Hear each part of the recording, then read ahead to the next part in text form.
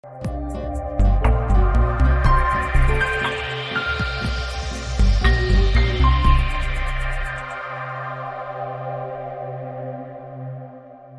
we will discuss two topics. The first is trading on equity and second is capital gearing ratio. Let's talk about trading on equity. The policy of using debt capital in capital structure is known as the policy of trading on equity. Let's go to the definitions. According to Guthman and Doble, the use of borrowed funds at a fixed cost for financing a firm is known as trading on equity.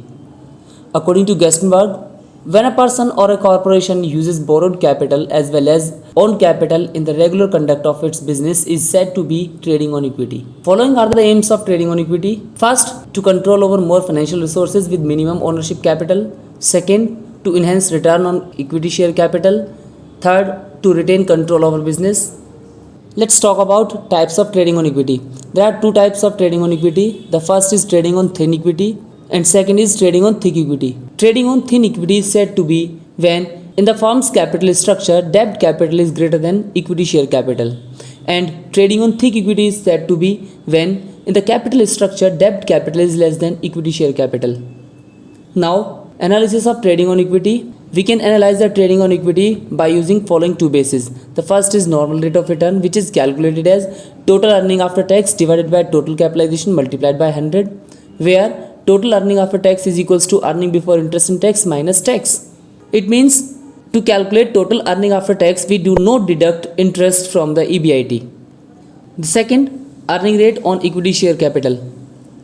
Earning rate on equity share capital is calculated as earning available for equity share capital divided by equity share capital multiplied by 100. We can give an interpretation on the position of trading on equity. When earning rate on equity share capital is greater than normal rate of return, then the firm is following positive trading on equity, and when earning rate on equity share capital is less than normal rate of return, the firm is following negative trading on equity. And the third is when earning rate on equity share capital is equal to normal rate of return, the firm is following zero trading on equity.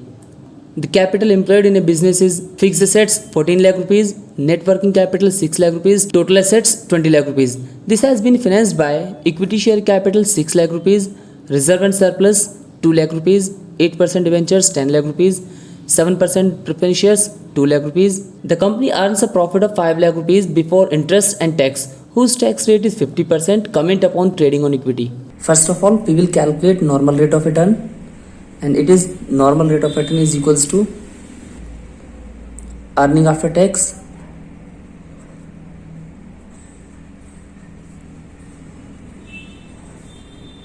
divided by total capitalization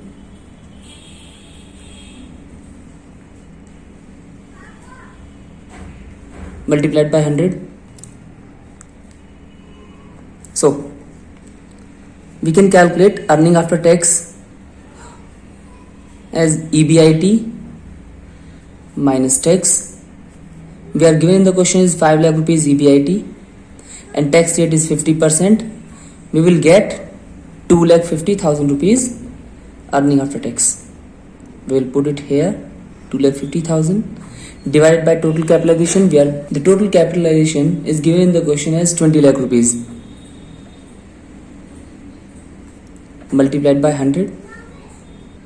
By solving it, we will get 12.5%. Now we will calculate. The first we have calculated normal rate of return, which was calculated 12.5%, and now we will calculate earning rate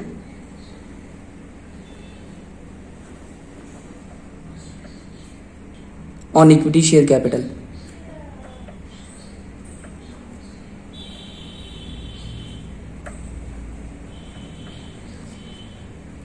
And it is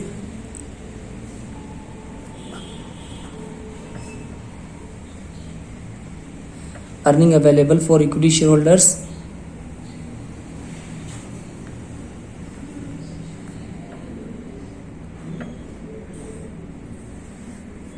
divided by equity share capital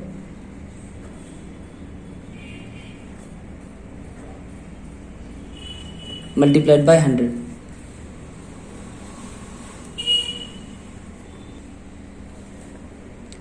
In this question, equity share capital is 6 lakh rupees.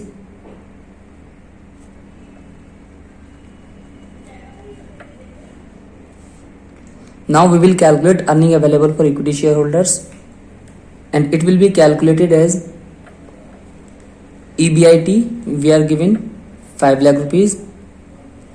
We will deduct interest.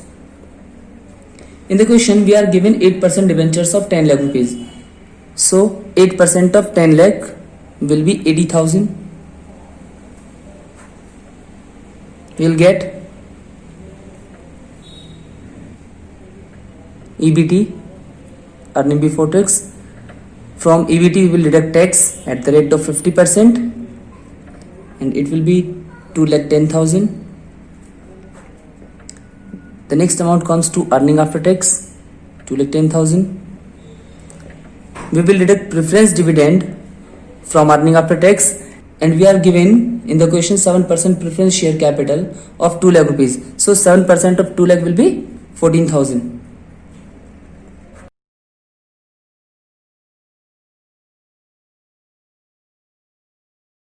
After deducting preference dividend from earning after tax, we will get earning available for equity shareholders.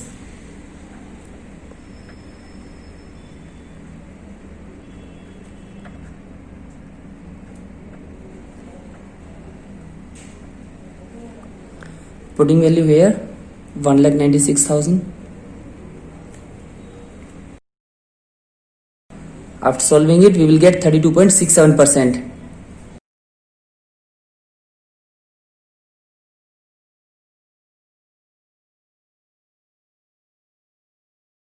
As we know, earning rate on equity share capital is greater than, it is 32.67%, is greater than normal rate of return, which is 12.5%.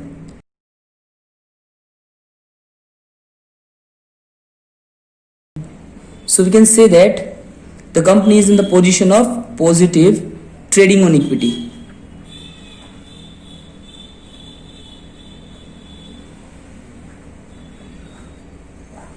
If the earning rate is less than normal rate of return, it will be negative trading on equity. If the both rates are equal, then it will be zero trading on equity.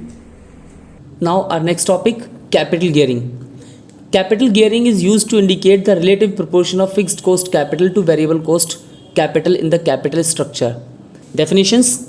According to Brown and Howard, the term capital gearing is used to describe the ratio between ordinary share capital and fixed interest bearing securities of a company. According to J. Beatty, the relation of ordinary shares or equity shares to preference shares capital and loan capital is described as the capital gearing. We can calculate capital gearing ratio as variable cost bearing capital divided by fixed cost bearing capital, where variable cost of bearing capital is equals to equity share capital plus reserve and surpluses, and fixed cost bearing capital is equals to preference share capital plus long term debts. There are two types of capital gearing. First, high gearing, when variable cost capital is less than fixed cost capital, or we can say the capital gearing ratio is less than 1. So it is said that the company is in high gearing. The second is low gearing, when variable cost capital is greater than fixed cost capital, or we can say the capital gearing ratio is greater than 1. It is said that the company is in low gearing. There are two following alternatives for a company having a total capital of rupees 10 lakh. Equity shares in alternative first, it is 3,50,000. In alternative 2, it is 7 lakh rupees. Reserves in first alternative, it is 50,000, and second alternative, it is nil.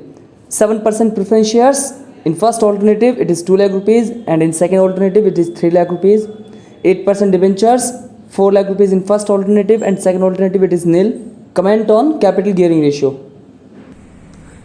To calculate capital gearing ratio, we have a formula. Capital gearing ratio is equals to variable cost bearing capital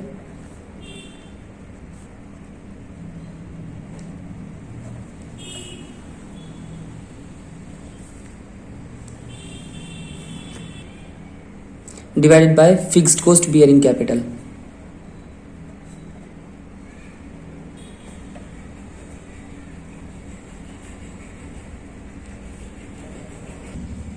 So first of all, we will calculate for first alternate.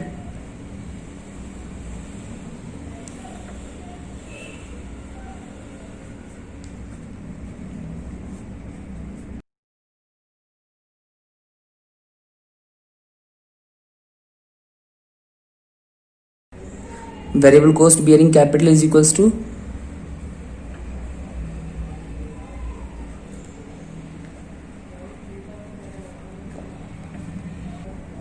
equity shares plus reserve and surpluses.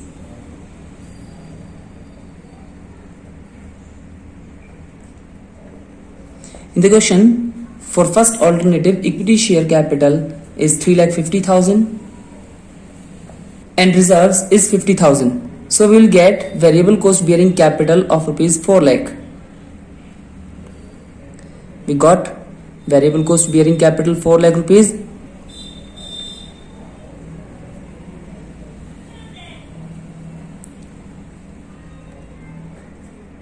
And fixed cost bearing capital is preference shares plus long term debts.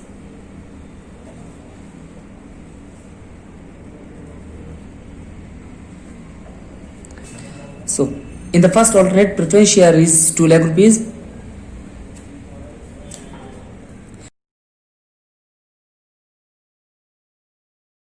and 8% debentures are given 4 lakh rupees. So fixed cost capital will be 6 lakh rupees. I am putting here 4 lakh divided by 6 lakh, it will be 0.67. As we know, if variable cost bearing capital is less than fixed cost bearing capital, or if the capital gearing ratio is less than 1, it will be high gearing. So we can say in the first alternative, the company is in high gearing. Now we will calculate for alternative 2.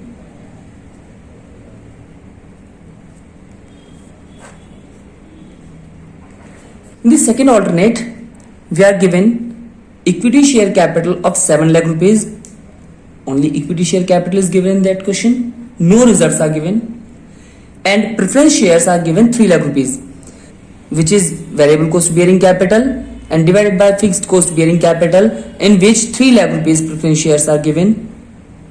By solving it, we will get 2.33, and we know if the variable cost of bearing capital is greater than fixed cost bearing capital, or capital gearing ratio is more than 1, then it will be low gearing.